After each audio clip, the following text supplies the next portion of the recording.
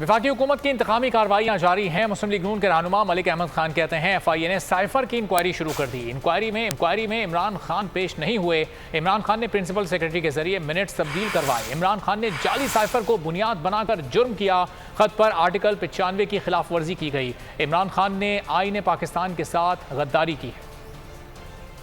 Cipher ان کے پاس آیا، کیسے انہوں نے اس کو باہر اس کے اوپر بات چیت شروع کر دی، پھر کس طرح سے انہوں نے وہ کانکاکٹ کی سٹوری، کس طرح سے اس کو جعلی سٹوری کو بنا کر لائے۔ ایف آئی اے نے سائفر کی انکوائری شروع کر دی اور انہوں نے وہ جو منٹس تھے اس کے اندر ایک اپنے طور سے کچھ چیزیں لکھ کے منٹس میں یہ بات کو بنانے کی کوشش کی۔ عمران خان نے اس میں آنا تھا، نہیں آئے۔ مین وائل ان نوٹسز کو لے کر انہوں نے پریفر کیا کہ وہ لاہور ہائی کورٹ چلے جائے۔ کیا آرٹیکل 95 کانسٹیٹیوشن میں نہیں تھا کہ جس کے ہوتے ہوئے آرٹیکل 95 میں جب تحریک عدم اعتماد آپ کے خلاف آ چکی ہو، آپ اس وقت اسمبلی کی ڈیسولوشن کی ایڈوائس نہیں کر سکتے؟ اب آرٹیکل 95 کو ڈیفیٹ کرنا، اس کی کانسٹیٹیوشنل مینڈیٹ کو ڈیفیٹ کرنا، کیا یہ آئین سے روگردانی نہیں ہے؟ یہ آئین سے انحراف نہیں ہے؟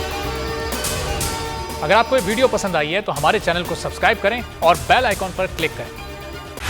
بول اڑائے گا سب کا ہوش، بھول جائیں گے سب اپنا جوش۔ دیکھیے پاکستان کی سب سے بڑی پی ایس ایل ٹرانسمیشن ثقلین مشتاق، رمیز راجہ، سہیب الوی، جمیل فاروقی اور فہیم خان کے ساتھ کھیل کا جنون، روزانہ رات 11 بجے صرف بول نیوز پر۔